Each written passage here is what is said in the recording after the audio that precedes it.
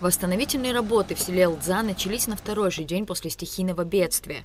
Жители особо пострадавшего от наводнения села массово публиковали в социальных сетях фото и видео разрушений, затоплений и завалов, образовавшихся в результате двухдневных проливных дождей.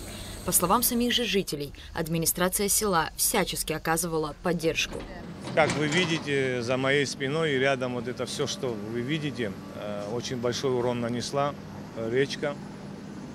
На сегодняшний день работы не останавливаются. С первого дня, как начали, и продвижение идет. Вот сейчас мы стоим, на каком месте мы стоим. Этого моста не было, он обрушился. С помощью компании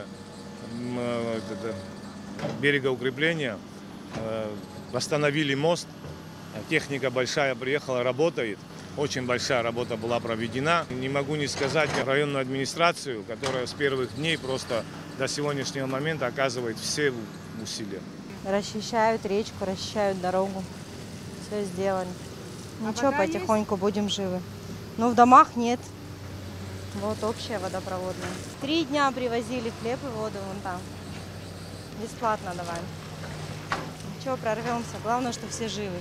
На данный момент в селе уже восстановлен полностью снесенный потоком воды мост.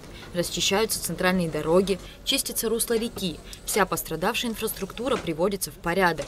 В селе работают 11 единиц спецтехники, из них 4 трактора. У нас сейчас задача стоит подать свет, так как речка смыла все столбы.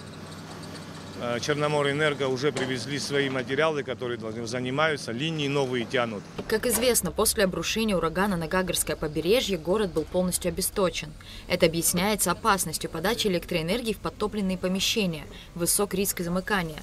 Однако аварии тоже имели место быть. Было уже частично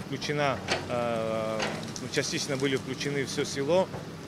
И воду то же самое подключали частично. Смотрели, где поломки, устраняли и все. На данной улице, которой сегодня ведутся работы, улица Речная, один из самых масштабных у нас, конечно, по повреждениям зона, получается, одна из самых масштабных. Сюда доступ был ограничен в связи с техникой, в связи с отсутствием подъездных путей, так как мосты смыло. Сегодня у нас 3-й день. Получается, нам открыли дорогу, подготовили дорожники нам дорогу, чтобы можно было провести мероприятие. На сегодняшний день будут установлены около 10 столбов, и питание, в принципе, всем абонентам будет организовано. По селе Лидзава были проведены работы по восстановлению высоковольтного фидера «Рыбзавод», который является основным фидером высоковольтным для питания данного села. Этот фидер был восстановлен на 2-й день. Из-за сошедшей сельди опоры были смещены, то есть их повалило. Был перестроен отрезок протяженностью около 800 метров.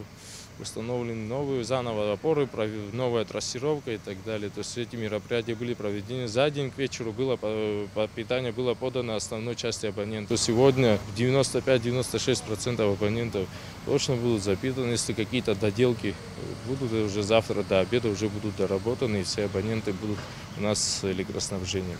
Конечно, невозможно в первую очередь не подумать о жителях, пострадавших от разбушевавшейся стихии. Гурам Абгаджава отметил, что первоочередно необходимо расчистить все центральные дороги и обеспечить доступ в самые недоступные места спецтехники. Но и жители, по его словам, не остаются и не останутся без помощи. Создана комиссия, ходит и оценивает ущерб, нанесенный который. И я уверен, что все возможно будет сделано. В расчистке территории мы сейчас закончим с центральными улицами, потом мы будем переходить каждому во двор, где у нас наиболее такое насыпь огромное, мы будем помогать, конечно, людям. Многие своими силами, лопатами разгребли, но есть такие семьи, которые просто невозможно без техники. Обязательно будет оказана помощь. Работы, как отмечают специалисты, еще предстоит много. По словам заместителя главы администрации, все стремятся оказать помощь. Дальше необходимо установить новую дамбу, продолжить расчистку рек, улиц и дворов. Рада Чачава, Заур Кварча, Абхазское телевидение.